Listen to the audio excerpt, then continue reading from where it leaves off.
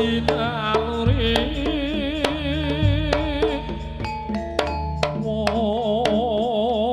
ora kena diilangno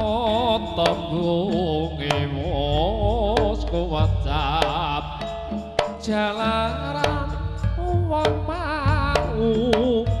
uga duwe kapercayaan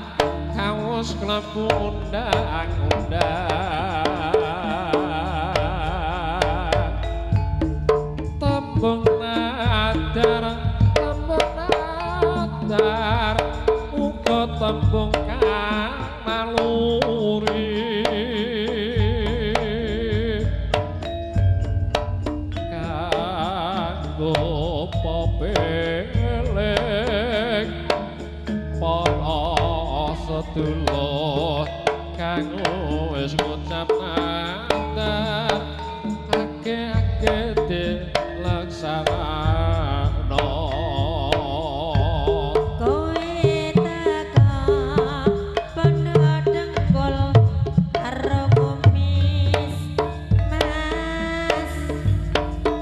kowe teko modal pipi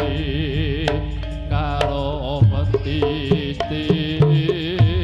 dandane cis saeko dong ora ono duit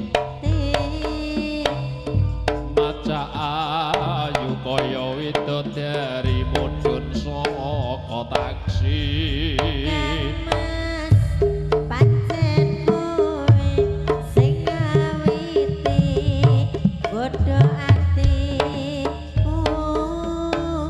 pancen aku sing miwiti kowe setuju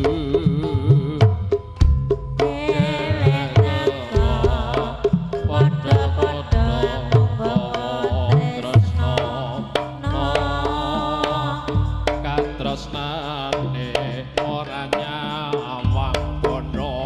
lan donya awet tresna saka netra nganti terus sing ati katresnan karena wetis nanging pasuryane manis ilange bono donya isih kena tak goleki ilange tenan suci bisa-bisa kendat diri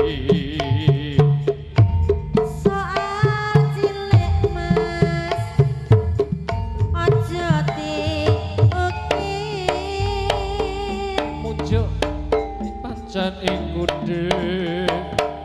dadi penyakit mujuk sadik